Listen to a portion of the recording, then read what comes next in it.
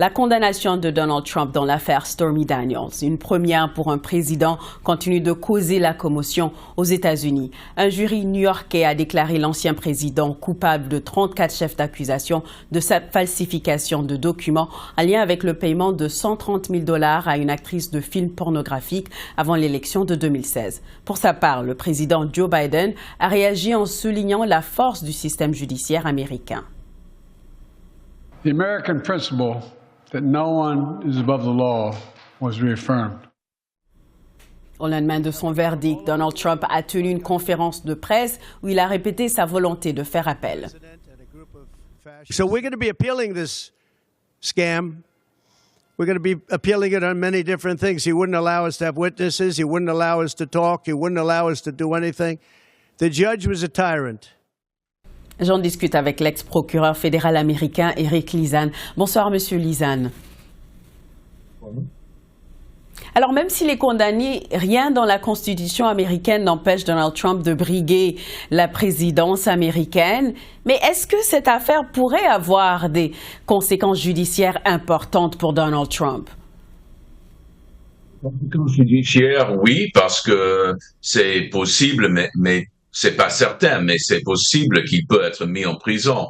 Mais le condamnation, même s'il y aura lieu le 11 juillet comme prévu, ne commencera pas avant l'élection en tout cas, et avant le moment où, si dans le cas que M. Trump gagne, il sera déjà au pouvoir et ça sera difficile de lui mettre en prison, mais pas impossible, mais c'est possible quand même si ça sera difficile, car c'est une procédure de l'État de New York et pas de l'État fédéral, pas du gouvernement fédéral.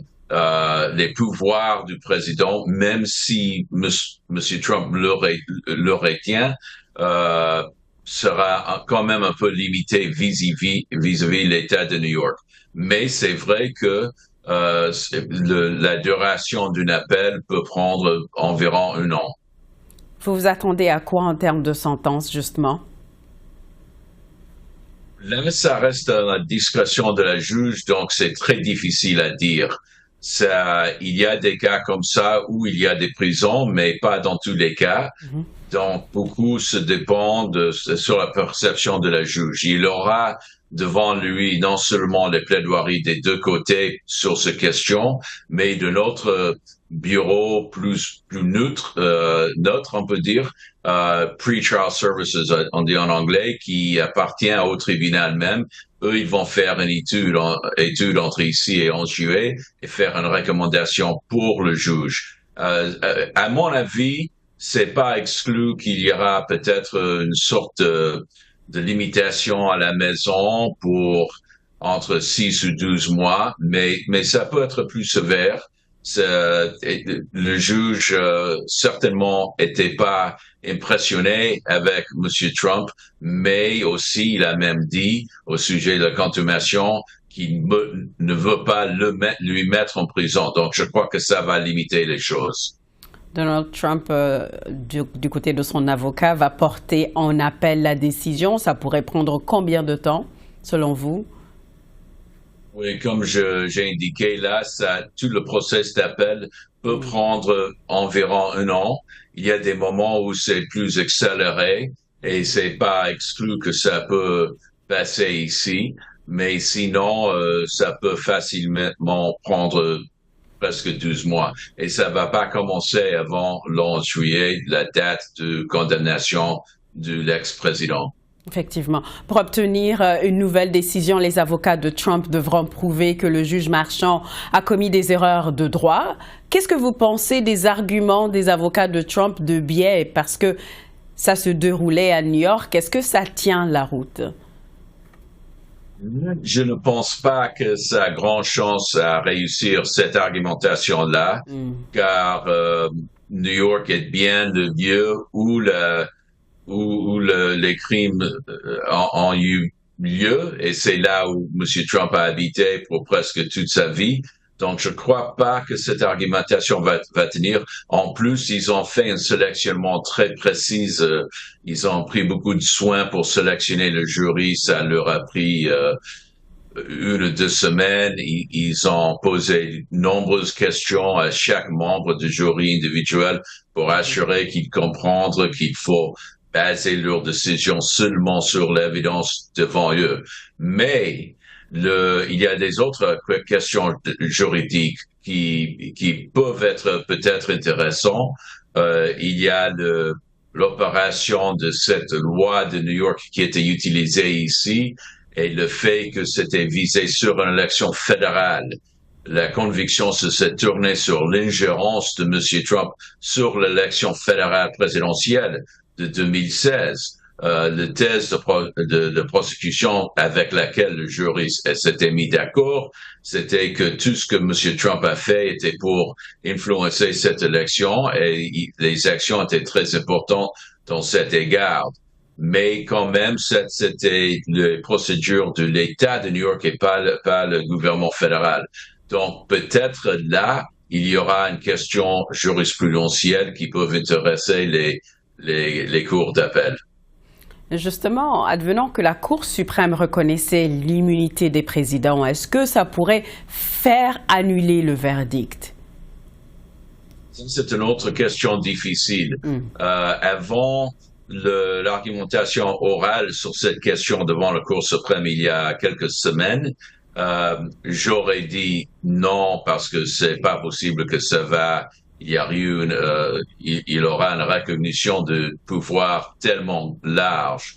Mais là, il semble que la Cour suprême n'a pas exclu cette possibilité. Donc, je crois que c'est peu probable toujours, mais c'est pas exclu comme possibilité que le Cour suprême peut dire que pendant que quelqu'un est président, tout ce qu'il fait est irréprochable.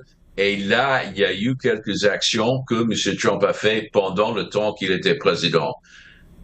À moi, personnellement, je pense que c'est une approche très dangereuse et pas du tout basée sur la Constitution. Mais si le Cour suprême arrive à ce point-là, ça peut avoir une implication. Mais je crois que cette possibilité-là est très peu probable. Sur les autres affaires juridiques de Donald Trump maintenant, à quoi vous vous attendez pour la suite? Alors, il reste 3 autres procès très, très importants, 2 fédérales et une dans l'État de Géorgie. Si même une de ces 3 termine dans une conviction, un résultat de coupable comme celui-là, c'est certain qu'il y aura une condamnation de prison pour une période assez longue. Et en fait, même c'est possible que M. Trump peut passer le reste de sa vie en prison, c'est pas exclu, si tout se déroule comme envisionné par les procureurs dans ces 3 cas. Le problème, c'est que il y a des problèmes des obstacles à ce moment pour chacun de ces cas.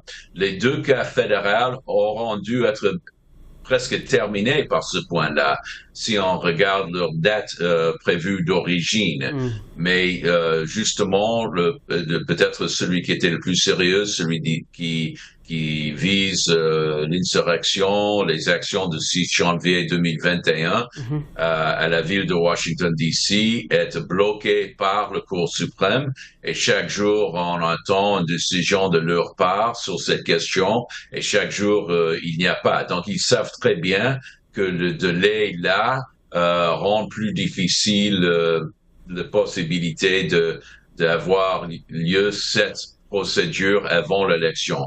Après l'élection, pour les procès fédéraux, M. Trump peut utiliser ses pouvoirs de président pour bloquer ces procès. Donc ça reste un grand danger.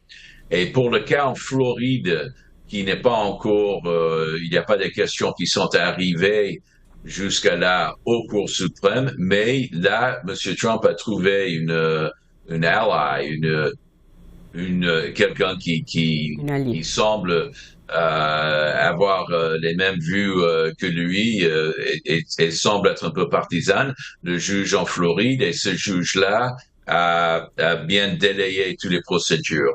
Et en Géorgie, avec l'État, le District Attorney de Fulton County, ou la ville d'Atlanta, là, en Géorgie, il y a aussi des grands problèmes. Et ça, c'était bloqué pour l'instant pour des autres questions sur le comportement du procureur. Il semble être pas trop lié, qui a rien à voir avec le comportement de M. Trump, mais ça a imposé un délai aussi et il n'y a rien de certain sur quelle date celui-là va commencer. Plusieurs affaires juridiques à suivre. Merci beaucoup, Éric Lizane. C'est moi.